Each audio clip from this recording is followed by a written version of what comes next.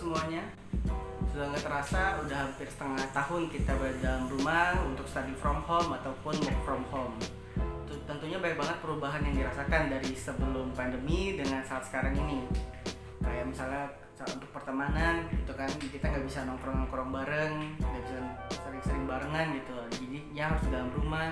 Kemudian tapi nggak membatasi sosial ya, tetap ada juga lewat media sosial kita bisa berinteraksi gitu kan.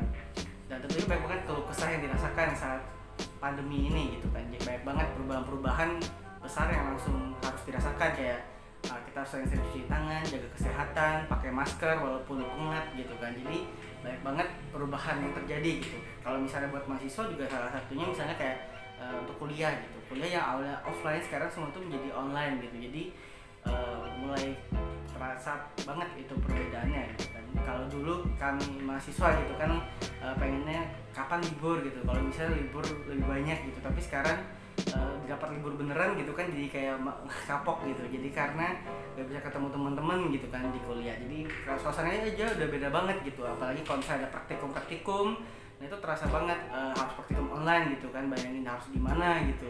Kemudian untuk kehidupan sosial juga berdampak gitu kan. Gak bisa nongkrong bareng tadi yang seperti saya sebutkan.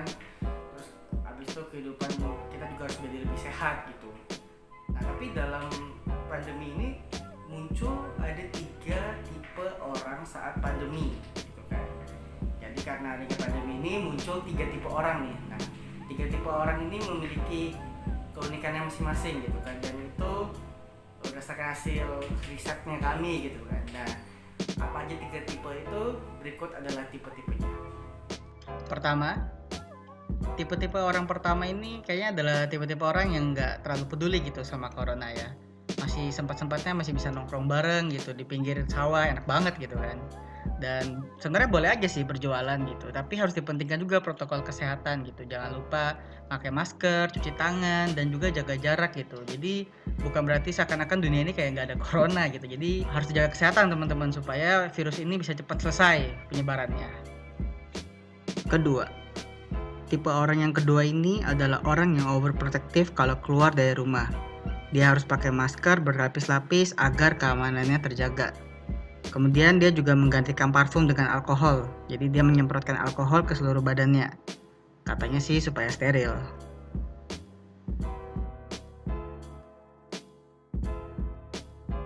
Untuk keamanan yang ekstra ketat, dia juga menggunakan hand sanitizer di tangannya. Orang ini juga menggunakan sarung tangan untuk menutupi telapak tangannya. Katanya supaya nggak gosong kena matahari. Ditambahkan dengan face shield, cakep. Dan untuk finishing, orang ini menggunakan jaket agar lebih terlindungi lagi, lebih aman lagi, dan juga agar terlihat lebih cakep. Sesudah itu siap berangkat. Ketiga, tipe orang yang ketiga ini adalah tipe orang yang normal. Setiap harinya ketika berkeluaran dari rumah, dia akan memakai masker, menjaga protokol kesehatan, menjaga jarak, dan sebelum masuk rumah juga memakai hand sanitizer.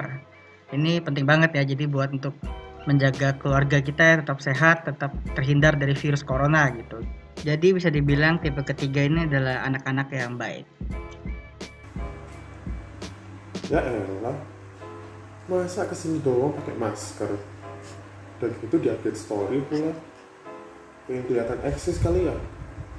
Ini juga sepedaan kesini di update story, sepedaan di sini foto lagi. Kenapa sih? Perasaan aku juga gak kayak gitu.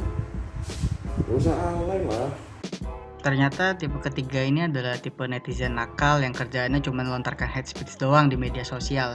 Ya karena selama work from home hidupnya cuma main HP doang, jadi kerjaannya adalah mengurusi hidup orang lain. So, without further ado, here is how to survive in COVID-19 pandemic. Gunakan masker. Pilihlah masker yang bentuknya masih bagus dan rapi. Perhatikan sisi atasnya dan pakailah dengan benar seperti orang ini. Ingat, pakainya harus dengan benar. Caranya bukan seperti ini karena ini bukan aksesoris kepala. Apalagi seperti ini karena masker bukanlah kacamata. Olahraga rutin dan tidur yang cukup. Olahraga menjadi faktor yang penting di saat work from home ini. Untuk menjaga stabilitas tubuh dan juga imunitas, kita harus tetap berolahraga ringan, bisa aja seperti jogging ataupun aktivitas push up dan juga sit up. Jadi olahraga ringan ini sangat bermanfaat. Kemudian jangan lupa juga waktu tidur yang cukup, tidak lebihan dan tidak kurang. Dan tentunya juga perlu kualitas tidur yang baik. Gunakan hand sanitizer. Hand sanitizer mampu untuk membersihkan tangan dari kuman dengan mudah dan praktis. Tidak seperti mencuci tangan dengan sabun dan air, hand sanitizer digunakan untuk membersihkan tangan dari kuman. Jadi bukan untuk menyingkirkan kotoran tersisa di tangan. Rajin cuci tangan. Karena telapak tangan ini dapat menjadi sarana untuk penyebaran virus, maka telapak tangannya harus dicuci sampai bersih. Gunakanlah sabun dan juga air yang mengalir saat mencuci tangan. Pastikan sabun menyeluruh sampai kuku jari, sampai telapak tangan, sampai seluruhnya, agar kuman-kuman dapat dibasmi. Saat dibilas dengan air, pastikan di telapak tangan tidak ada sabun yang tersisa. Setelah itu matikan dan jangan lupa untuk mengeringkan telapak tangan. Ingat, gunakanlah sabun saat mencuci tangan dan gunakanlah cara yang tepat saat mencuci tangan. Jangan main-main air saat cuci tangan karena masih banyak orang yang membutuhkan air bersih. Apalagi kalau cuci tangannya seperti ini. Physical distancing.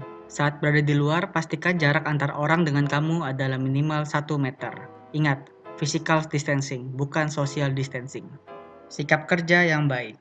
Saat bekerja menggunakan laptop ataupun komputer selama di rumah, pastikan bahwa posisi tubuh dan pengaturan komputer sudah dengan baik dan benar.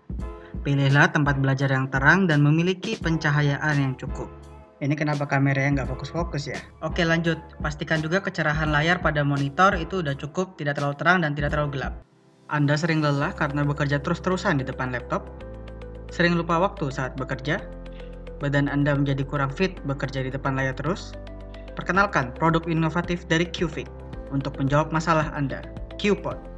Berlatar belakang dari kehidupan masa kini yang mengharuskan semua orang untuk bekerja dari rumah, maka penggunaan gadget untuk bekerja akan semakin tinggi.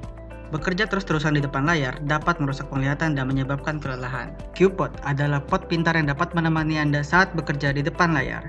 QPod ini dapat digunakan untuk membantu dalam aktivitas sehari-hari, seperti jadwal untuk bekerja, waktu untuk berolahraga, saran untuk makan makanan sehat, mengatur waktu untuk istirahat, serta info-info terkait dengan pandemi corona. Dalam perancangannya, QPod telah memperhatikan sisi antropometri, sehingga kenyamanan dari user menjadi prioritas kami.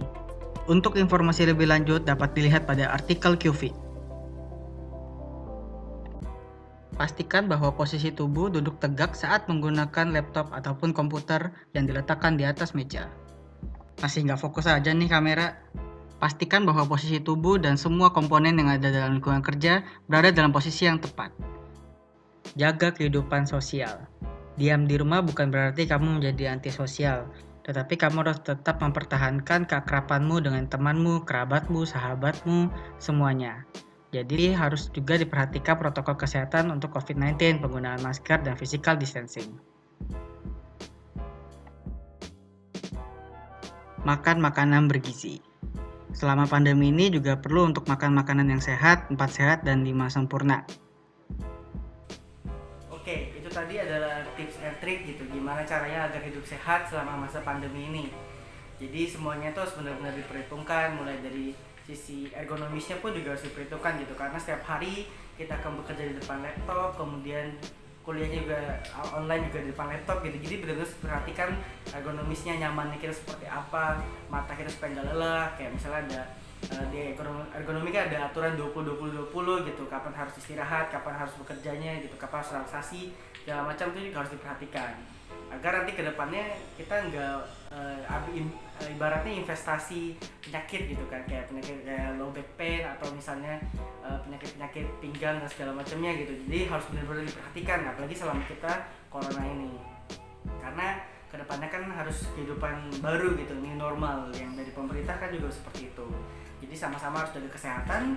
Selain jaga kesehatan dari corona seperti memakai masker, hand sanitizer, cuci tangan dan segalanya macamnya, kita juga harus memperhatikan ergonomisnya, kehidupan saat kegiatan saat kita di depan laptop itu juga harus diperhatikan. Itu aja, sekian dari kami. Terima kasih.